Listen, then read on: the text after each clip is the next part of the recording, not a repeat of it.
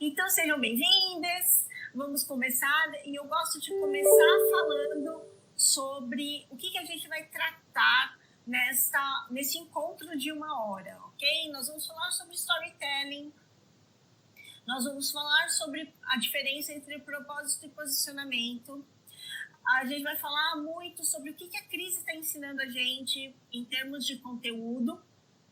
E a gente vai trazer estudos de caso. Então, por favor, vamos nos conectar. Estou no Facebook, estou no LinkedIn, estou no Instagram, enfim, para a gente conversar para além, porque está todo mundo aprendendo neste mar de insights que a gente tem, de dúvidas e de crise, né, gente? A gente não pode ignorar isso.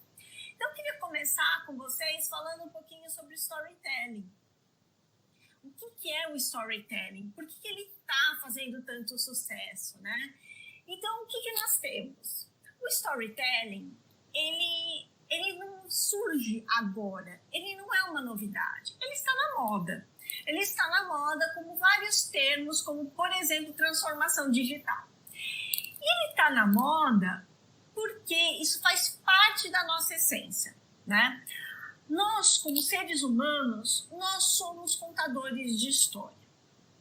Eu brinco muito e quem já esteve comigo em algum encontro, seja ele virtual, seja ele presencial, já ouviu essa piada, né? Eu não falo simplesmente meu pneu furou e por isso que eu cheguei atrasado. Eu falo, mano do céu, sou de São Paulo, gente. Mano do céu, você não sabe o que aconteceu. Eu tava vindo pra cá, na maior correria, porque eu já sabia que eu tava atrasada e caí num buraco, que era enorme. Meu Deus do céu, era enorme esse buraco. E aí eu fui, chamei um Uber. Eu não consigo simplesmente chegar em ser sucinto. A gente tem essa necessidade de contar histórias. A gente tem essa necessidade de aproximação. E é o que eu falei para vocês no slide anterior.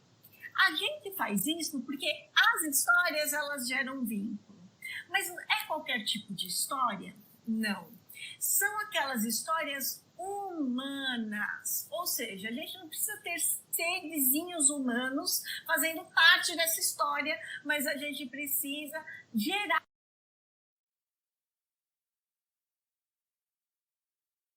Só consegue fazer isso quando a gente tem um elemento humano, um elemento de empatia, aquele elemento que chama a gente para uma aproximação com as pessoas. Então, como eu estava falando até agora nessa introdução, storytelling é uma novidade? Não. O que é storytelling? A própria palavra diz para a gente. Vamos traduzir. É simplesmente contar histórias.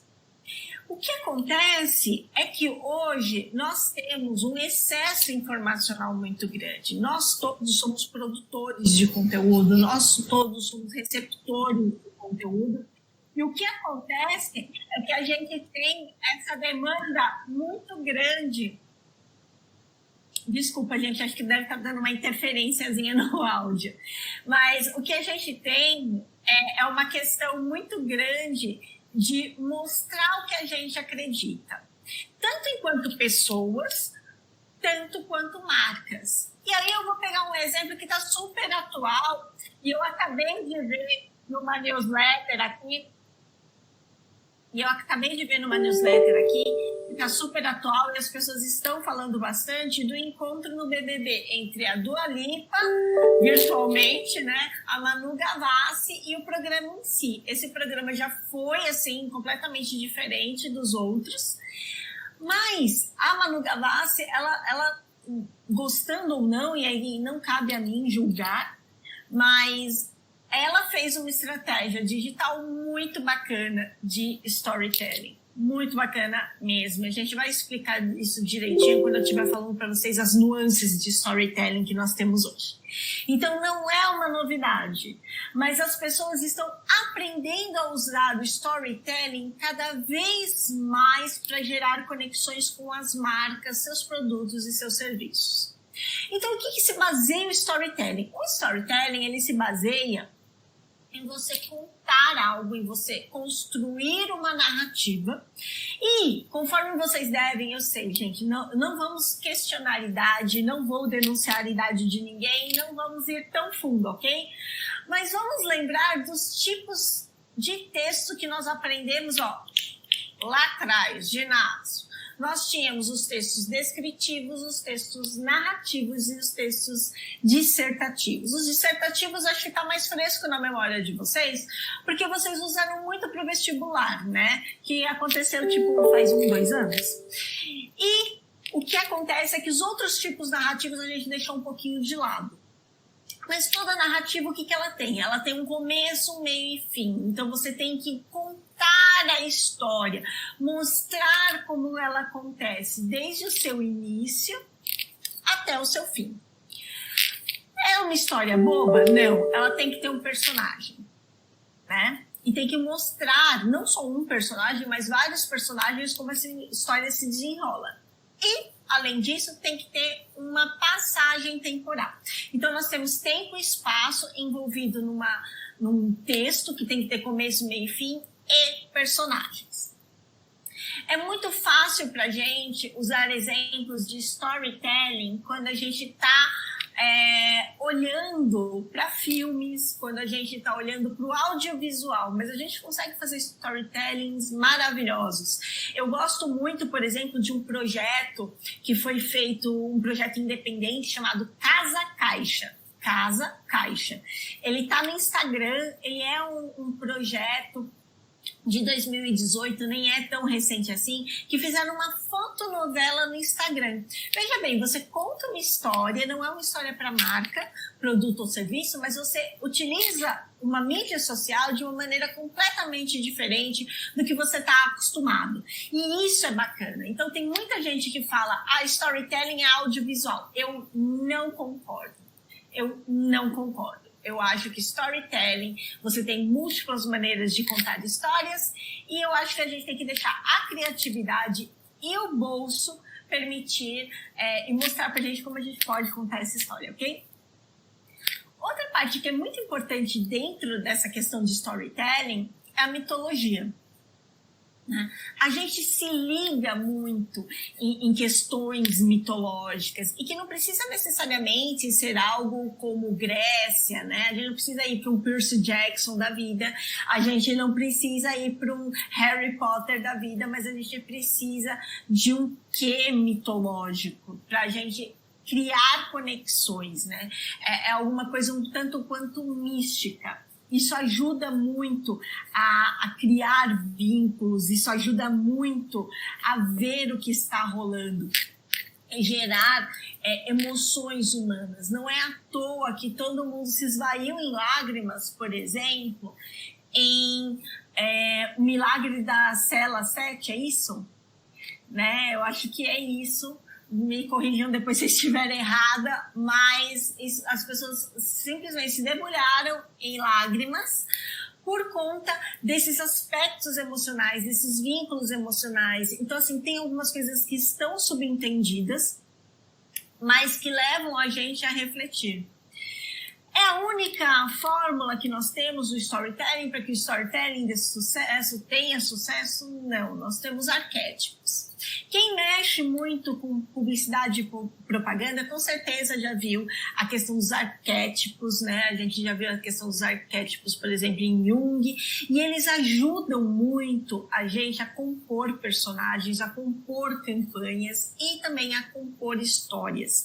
Eles são fundamentais para a gente descobrir quem vai fazer o quê em qual momento.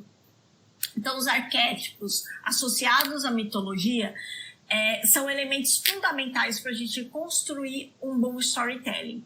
Mas eles são os únicos elementos? Não. Então, eu fiz uma pequena apresentação minha. Eu sou professora universitária, eu ministro aulas em várias faculdades, mas eu também sou profissional da área, já trabalhei em agência, já fui repórter, né? E aí, o que a gente percebe numa apresentação. Geralmente uma live, as pessoas ficam discorrendo o tempo todo sobre um monte de coisa, mas eu, como professor, eu gosto sempre de citar alguns livros, indicar alguns autores para vocês. E o primeiro que eu vou falar é o Joseph Campbell. Ele é maravilhoso e foi ele que trouxe pela primeira vez a Jornada do Herói. Então ele é um clássico. Soraya, eu preciso começar a estudar storytelling, comece com ele, porque ele realmente trouxe os principais mitos e os principais caminhos da Jornada do Herói. A Jornada do Herói, ela é uma jornada, como propriamente diz, do personagem principal, que ele sai do mundo real, passa por um mundo fantástico, e quando ele sai desse mundo fantástico, ele está completamente renovado, né? E aí, algumas pessoas, eu posso citar vários filmes de ficção para vocês que têm isso, Senhor dos Anéis, Star Wars, Jogos Vorazes, nós temos, enfim, várias, e nós temos também o Harry Potter. Então, pode notar, essa live tem um exercício de casa que eu sempre adoro passar para as pessoas, para eles verem que faz completamente sentido essa jornada do herói. Pensa numa jornada em que a pessoa começa e ela é completamente descreditada, ela é um Zé Ninguém na vida, e aí, de repente, a vida dele muda de uma hora para outra, porque tem um encontro ou com um mentor, ou com um auxílio mágico, alguma coisa do gênero. E aí, quando eu falo que é um mundo fantástico, um mundo mágico, não é necessariamente que tem magia, mas é que ele passa por uma transformação a um mundo que não é o mundo que ele vive atualmente. Por isso que ele sai disso transformado. Então, essa jornada do herói, pode olhar, tem filmes tipo de espiões, que o cara era completamente normal e aí alguém faz um chamado e ele vira um herói, um espião, ou vira até alguma coisa engraçada de comédia. Não precisa ser ação, não precisa ser emoção, mas pode inclusive ser alguma comédia.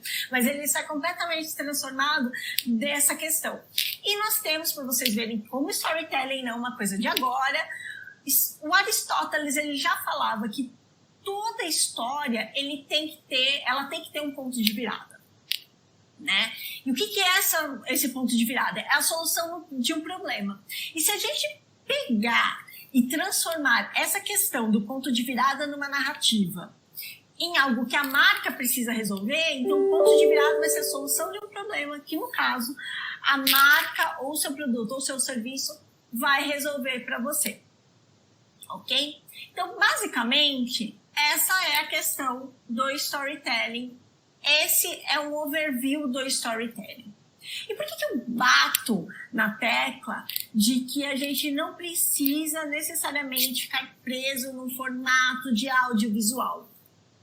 Porque hoje a gente tem várias formas de trabalhar uma questão, várias formas de contar uma história.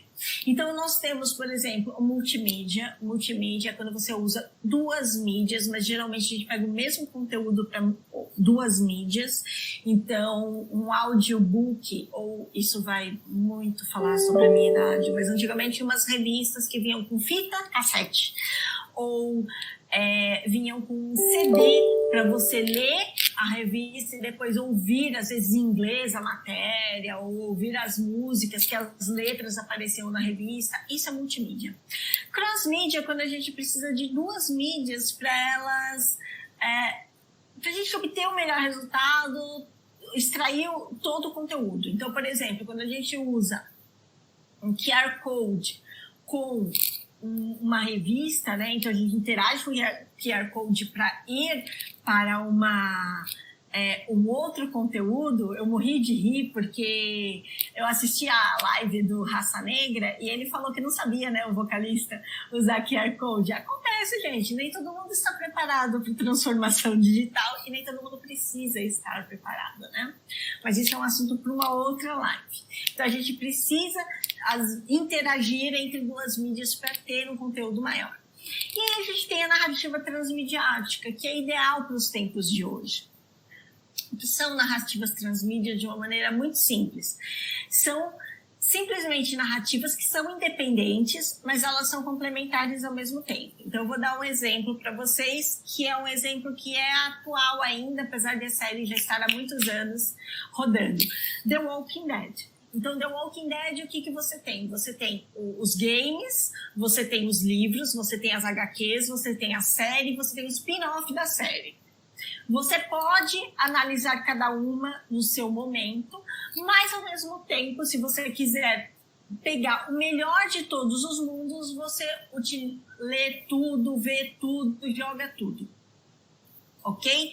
Mas eu não preciso disso para interagir. Eu posso só ler os livros, eu posso só ver as HQs e eu posso só ver a série.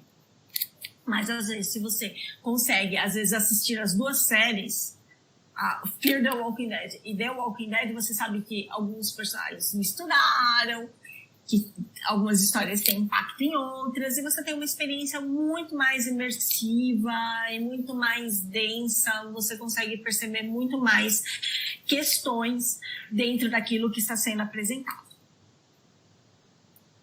Além disso, é bom a gente dividir algumas questões. No fundo, é tudo storytelling, ok? Mas nós temos algumas nuances que podem fazer a diferença na hora que a gente está fazendo um planejamento, na hora que a gente está discutindo um planejamento. O que nós temos? Nós temos o storytelling, que é uma narrativa, é uma construção narrativa, mas ela não tem o compromisso de ser real. E esse é o maior perigo de todos. Quando a gente fala de uma narrativa que ela não precisa ser real, as pessoas entendem que eu posso inventar coisas. Então, eu vou dar um exemplo para vocês da Hollister. A Hollister é uma marca de roupas norte-americana, eu imagino que vocês conheçam. E o que eles fizeram? Eles inventaram toda a história da empresa. Eles falaram que foi um casal que veio da Europa no momento pós-guerra, sem nada, e aí construiu uma pequena loja que comercializava de tudo na costa da Califórnia, e aí o seu filho empreendedor, visionário, viu que aquilo podia ser muito maior, então eles cresceram e assim nasceu a Hollister, uma marca de roupas e tal. O que aconteceu? Eles colocaram essa história no site e as pessoas se encantaram com aquilo. As pessoas se encantaram com isso de tal maneira que o The Economist, que é um dos jornais, uma das revistas mais renomadas do mundo, foi fazer uma entrevista e queria entrevistar o tal do filho. Foi aí que, cavucando, ele descobriu que, na verdade, a Hollister era um braço da Abercrombie e que tudo tinha sido inventado. Então, qual é a questão? Quando a gente está falando de storytelling, a gente tem que deixar muito claro que aquilo é uma ficção. Você não pode inventar uma história e vender aquilo como se fosse verdade. Por quê? Porque as pessoas, hoje em dia, elas vão atrás da verdade. Elas buscam a verdade das marcas. E elas googlam você. Então, se você fala, por exemplo, de um certificado que você não tem, é frequente, ultimamente, a gente ver uma pessoa que tem uma titulação que ela realmente não tem, que tem que falou que trabalhou num lugar que realmente não trabalhou, a gente vê muito disso. Então, assim, não é uma novidade, mas você tem que deixar claro, se você está colocando aquela história como sendo verídica, as pessoas acreditam. E isso aconteceu com o Sucos do Bem, aconteceu com a Dileto, então o storytelling é uma narrativa. Mas você não pode mentir sobre a história da sua empresa. É aí que entra o story doing. O story doing, ele é um storytelling baseado em fatos verídicos. Algumas pessoas chamam isso também, esse conceito de truth telling, ou seja, é quando você pega, sabe aquelas adaptações? Sabe biografia, quando é filmado, que eles pegam um ator que você sabe que não tem tanto a ver com a pessoa, mas que, ok, você entende que pode ser aquilo? Isso é mais ou menos story doing, tá? Você pode florear, mas você pode fazer um Photoshop na foto, mas a foto é sua. Ok? Você não pode exagerar no Photoshop, senão as pessoas te criticam. Você tem que usar a base da sua história, ok? Para contar algo que você pode melhorar, mas você não pode inventar, tá bom? Outra questão que eu abordo muito é o micro-storytelling, justamente porque tem muitas pessoas que defendem que storytelling é uma narrativa longa, tem que ter começo, meio e fim, tem que ter personagens e tal. Eu defendo outra coisa, eu acho que você pode contar mini histórias e você não precisa necessariamente ter um percurso grande de tempo, uma passagem muito grande temporal, mas as pessoas precisam perceber que houve essa passagem. É aí que entra o micro-storytelling. Quem fez micro-storytelling muito bem foi a Manu Gavassi, inclusive ela usou narrativa transmediática, ou seja, ela utilizou no mínimo 3 mídias para falar quem era ela, porque as pessoas não sabiam, né? Lógico, os jovens que estão nas redes sociais, né? Que curtem o grupo LDVR, né? Acho que é Landa, vocês entenderam, né? Que estão aí, os jovens sabem quem ela é, mas às vezes as pessoas falam assim, nossa, quem é essa? Por que ela tá no BBB? E fuça, e aí ela fez questão de gravar uma ampla quantidade de conteúdo para mostrar quem ela era, etc. E eu gosto muito também de outro termo que é data storytelling. Muitas pessoas usam o data storytelling para falar sobre dados, né? Fazer dashboards de dados, mas o data storytelling não é só isso. Você pode também contar histórias através de dados. Um dos data storytelling que eu mais gosto é o Data Storytelling feito pela Dove, Retratos da Real Beleza, que eles pegaram um número que falava que apenas 4% da população feminina mundial se acha bonita. Se acham bonitas, né? Então, 4%. Esse foi o gancho que eles pegaram para desenvolver a campanha. Então, quando você constrói uma história a partir de números, isso também é Data Storytelling, não é só dashboard. Então, se você quiser usar o storytelling na sua narrativa, na sua construção de campanha, você tem que sempre ter em mente o quê? Para quem vai ser contado, então a sua audiência importa, a sua comunidade importa e muito. Você não pode ficar atirando para tudo quanto é lado. Você tem que trabalhar personas, tem que saber com quem você está estabelecendo um diálogo. Você tem que saber o que será contado, ou seja, qual é a mensagem. Tá? Qual que é a mensagem que você está passando? Você também tem que ter muito claro qual que é a finalidade dessa história, tá? Qual que é o seu objetivo com isso? Ah, então todo mundo está usando storytelling, também vou usar. Não, isso não é motivo, isso não é finalidade. Por quê? Por que você está fazendo isso? Tá? Qual que é o meio que você vai utilizar para fazer isso? Tá? Você vai usar podcast? Bacana. Instagram? Bacana. Lives? Ok. Estabeleça os meios. Estabeleça como que você vai contar isso. Como que as pessoas vão saber dessa narrativa que você está construindo? Como que elas vão saber que teve início essa questão? Então, esse é um briefing muito básico que eu estou passando para vocês, mas que já dá para vocês se virarem um pouquinho para quem se interessa sobre isso. Por que contar histórias? E por que é um dos assuntos mais bombadinhos do momento, storytelling? Porque, gente, boas histórias humanizam as marcas, tá? Aproximam a audiência e também geram um engajamento. Né? Então, quando a gente tem uma história bacana, a gente quer passar para frente. Quando a gente vê um bom depoimento, a gente quer passar para frente. Então, tudo isso impacta naquilo que a gente faz. E é importantíssimo para a gente. Então, boas histórias importam. E aí a gente parte para uma outra parte dessa nossa conversa, que é propósito e posicionamento, né? Então, assim, o que é se posicionar em tempos de pandemia? Nós temos várias pessoas falando sobre isso, né? Sobre essa questão de posicionamento. Nós temos a Karina Francis, que é uma pessoa super jovem, super arrojada, que fala muito bem sobre posicionamento. Fala muito bem sobre propósito. E nós temos também um estudo muito bacana que eu vou passar daqui a pouco para vocês, que tem pouca gente falando sobre ele, da We Are Social, que faz vários trabalhos muito bacanas nessa área de conteúdo. Pois bem, propósito e posicionamento. por que a gente precisa falar sobre isso? Por que a gente não pode ignorar mais essa questão? Porque nós estamos vivendo, principalmente nesse tempo de pandemia, mas essa demanda já era latente há muito tempo. A gente está querendo saber, assim, além de vender, com o que você se preocupa? Marca. Tá, além de vender, com o que você se preocupa para fazer essa live? Então, a gente está num momento de efervescência, mas essa cobrança ela não é nova. Então, as marcas, elas não só podem, como elas devem se posicionar, tá? E aí, essa questão de posicionamento é uma questão que não pode ser de moda. Propósito de posicionamento não é moda. Propósito de posicionamento é uma questão de alinhar com aquilo que você acredita. E a gente vai falar mais sobre isso daqui a pouquinho. Claro que isso não é novo, gente, mas isso está sendo cobrado cada vez mais ao longo dos anos, tá?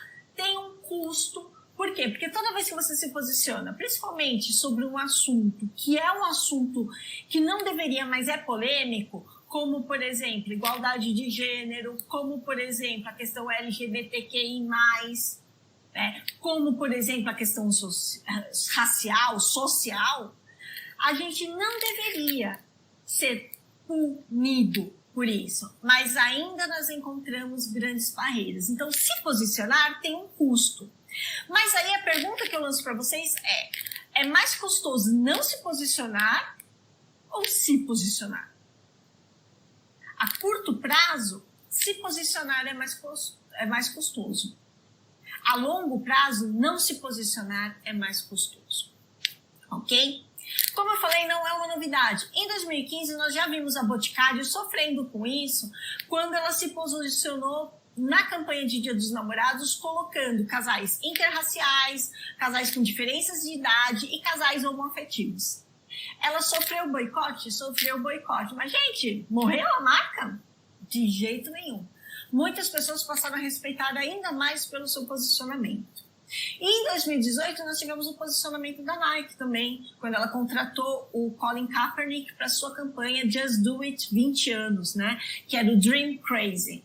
Então, se posicionar tem um custo, mas meça, veja, o que custa mais para você? Não se posicionar ou se posicionar? Tá? E aí, por isso que eu falo, não só eu, como muitos especialistas na área, né? Como eu já falei, a Karina França, a Josi Moraes, muita gente bacana, a Sandra Turki, muita gente bacana fala sobre isso. Gente, posicione-se, tá? Foi-se o tempo que a gente falava de missão, visão e valores, né? Ainda são importantes, mas, cara, hoje, propósito de posicionamento é tão importante quanto essas questões, que já são questões um pouco antigas de marca, né? A gente tem que pensar em propósito. Propósito é a razão de ser da sua empresa, né? Tipo, a sua alma. Então, o que você realmente, né? Para que você veio ao mundo enquanto marca? E nisso, a gente tem outro livro para indicar para vocês, que é Comece pelo Porquê, do Simon Sinek, que ele fala do círculo de ouro. Então, assim, lê esse livro para você entender do que eu estou falando. Você tem que ter um porquê de você fazer aquilo que você faz enquanto marca. Se você não sabe isso, você é só mais um no meio de um monte de gente tentando fazer rodar seus produtos e seus serviços. E posicionamento é assim, o que você, enquanto marca, acredita?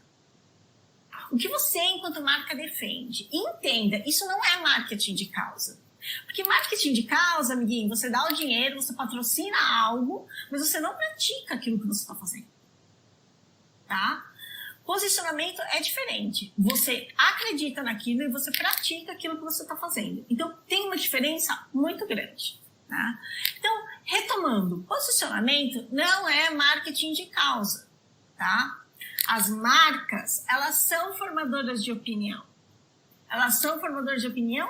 Sim. E há várias pesquisas que mostram que as pessoas estão usando cada vez mais marcas e influenciadores para ficarem informadas sobre o que está acontecendo no Brasil e no mundo. Então, assim, as marcas são formadoras de opinião, então elas têm que abordar diferentes tipos de assunto, elas devem apoiar causas e elas têm que saber trabalhar com influenciadores, tá?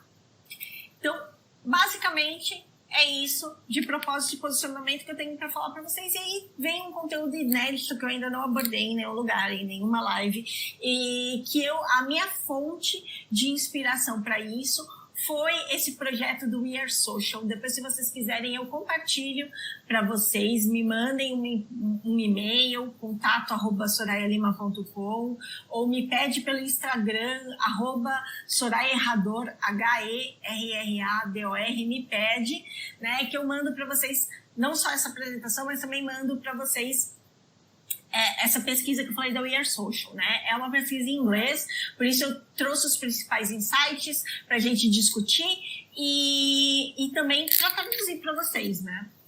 Bem, um primeiro fato que me chamou muita atenção é que há mais pessoas fechadas em casa no mundo inteiro do que a quantidade de pessoas que estavam vivas durante a Segunda Guerra Mundial.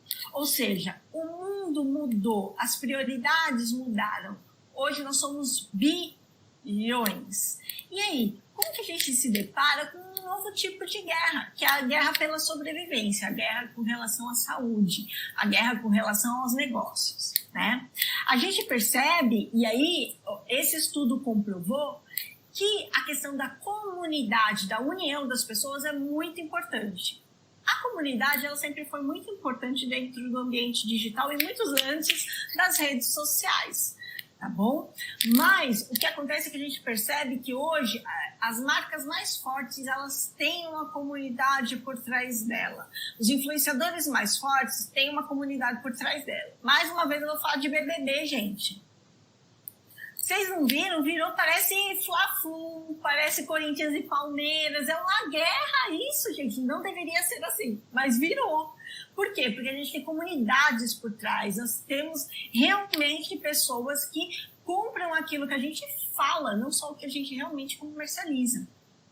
Então, esse cenário atual de epidemia traz demandas muito específicas, né? Então, é um momento de as marcas fazerem de fato aquilo que elas dizem que fazem. As pessoas estão sensíveis. Então, se você fala que vai ajudar e você não ajuda, isso pode depor contra você. E mais importante de tudo, é o momento de nós sermos humanos. É o tempo de a gente exercer empatia. Todos nós estamos muito sensíveis, então a gente precisa olhar para isso.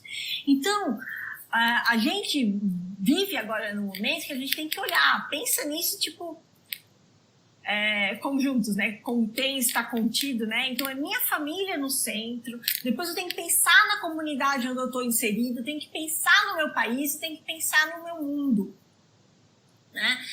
E a gente vê isso de diferentes maneiras. Todo mundo está pensando, não é um fato isolado. Várias pessoas estão falando sobre isso. Então você tem que pensar hoje num conteúdo que tudo isso está nessa pesquisa da We Are Social que eu falei para vocês, tá?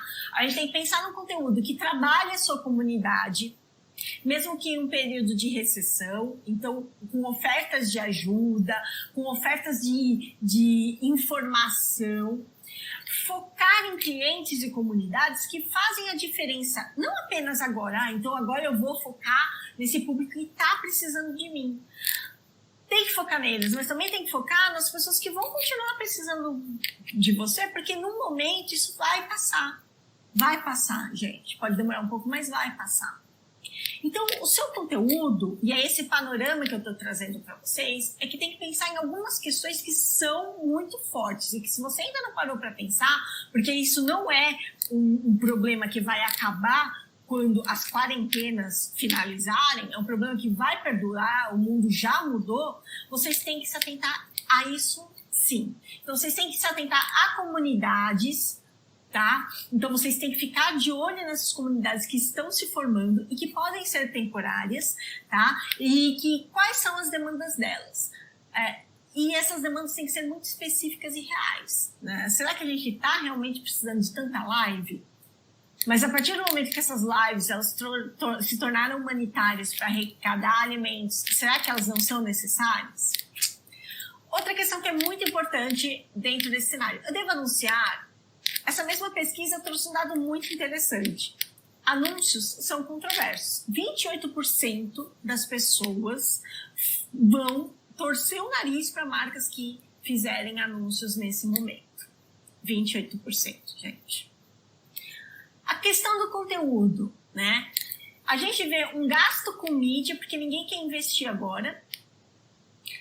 A gente vê um gasto com mídia caindo, mas a gente vê uma demanda por conteúdo crescendo. Então, será que já não é o momento, se você não deveria ter feito isso lá atrás, de investir em conteúdo de marca, conteúdo de qualidade? Fica a dica. Ferramentas novas, né? As comunidades já estão adotando ferramentas novas, emergentes, TikTok, gente, realidade aumentada, realidade virtual, né? Já estão usando plataformas de conversa como o Zoom para ficarem conectados. Você conseguiu enxergar isso? Como que você enxerga isso? E influenciadores, gente, né? Os influenciadores, eles estão na linha de frente porque eles sempre produziram conteúdo. Eles são creators, né? Então, eles sempre estiveram na linha de frente. Se você nunca trabalhou com influenciadores, talvez seja a hora de você reconsiderar essa estratégia. Então, foque o seu planejamento em 3 questões muito importantes. Ouvir, agir e monitorar. No ouvir, gente, presta atenção. As pessoas são muito espontâneas no ambiente digital. Elas falam muito. E vocês vão ver alguns casos que não deveriam falar.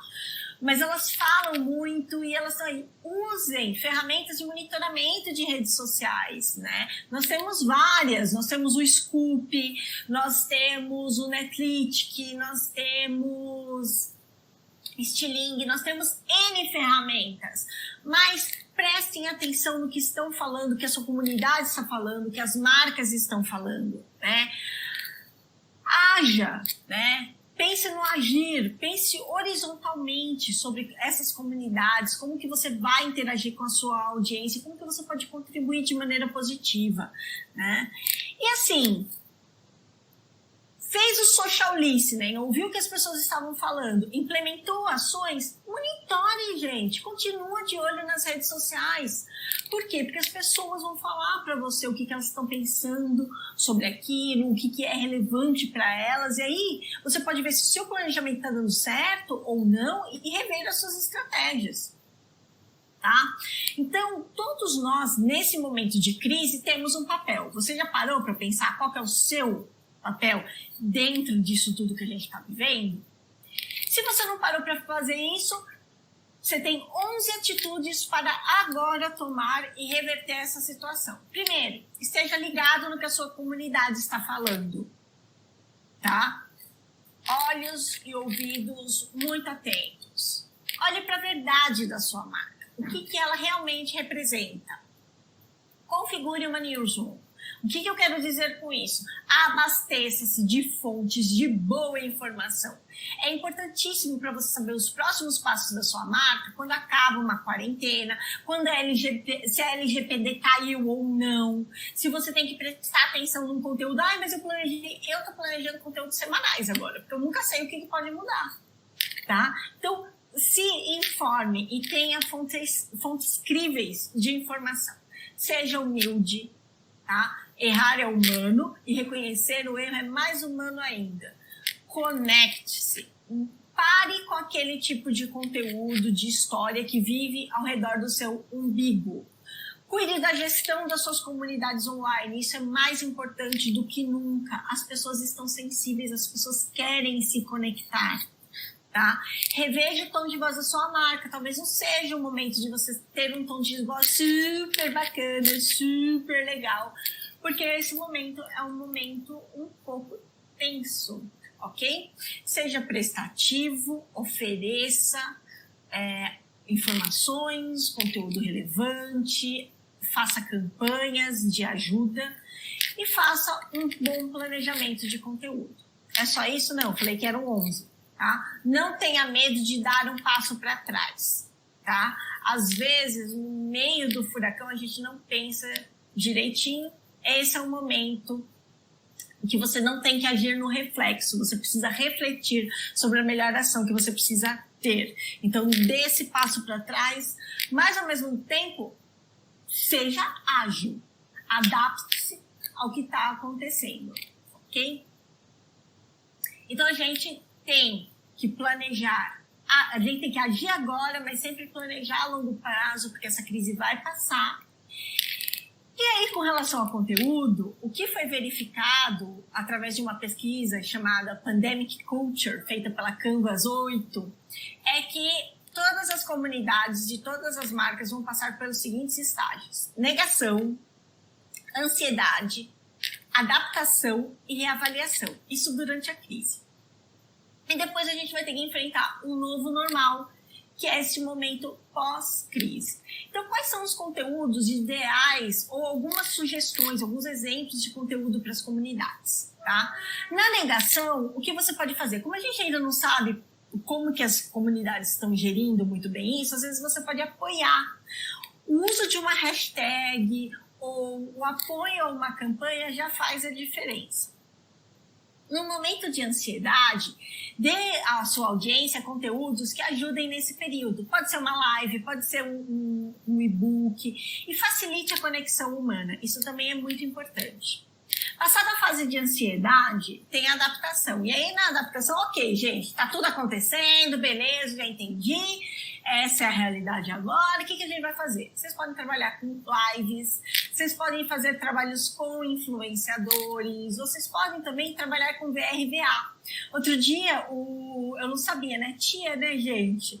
Eu não sabia que podia, mas eu estava lendo no Scoop, por exemplo, que dá para você fazer videoconferências via Snapchat, e aí dá para você fazer as videoconferências com as máscaras, né? Os filtros do Snapchat. Gente, isso é diferente, isso é conexão, isso é jovem e é possível, não tem grandes custos.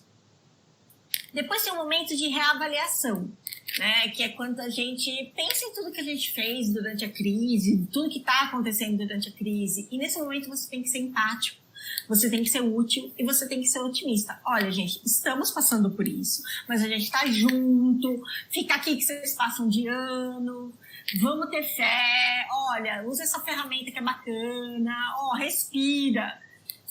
Respira, inspira, não pira, né? Então vocês podem trabalhar nesse sentido. E aí vem o novo normal, que é quando a gente pensa conteúdos, né, que trabalhem tanto os velhos comportamentos, porque, gente, não vai mudar de uma hora para outra, mas também vão trazer novos insights e novos comportamentos. Aqui eu trouxe para vocês uma tabelinha que a We Are Social preparou e que eu achei muito bacana para vocês repensarem o conteúdo, né? Então aqui tem, do meu lado esquerdo, né, tem as fases, que é a reavaliação, adaptação, ansiedade e negação. Aqui tem os principais temas que vocês podem trabalhar em cada fase, né? Então, em reavaliação, vocês podem trabalhar esperança e regeneração, em adaptação, questões de inovação e adaptação. Na questão de ansiedade, você pode trabalhar depoimentos que mostrem solidariedade, generosidade. E na parte de negação, você tem que colocar conteúdos de responsabilidade. E aí, esses conteúdos, eles podem ser de conexão e comunidade, eles podem ser de produtividade e continuidade. Quantas dicas vocês não se depararam de produtividade nos últimos tempos? Pode ser de conhecimento, aprendizagem, pode ser de exercício e bem-estar, pode ser de entretenimento e pode ser de inspiração e projetos para o que está vindo. É só vocês trabalharem essa tabelinha e ver que tipo de ações vocês podem trabalhar.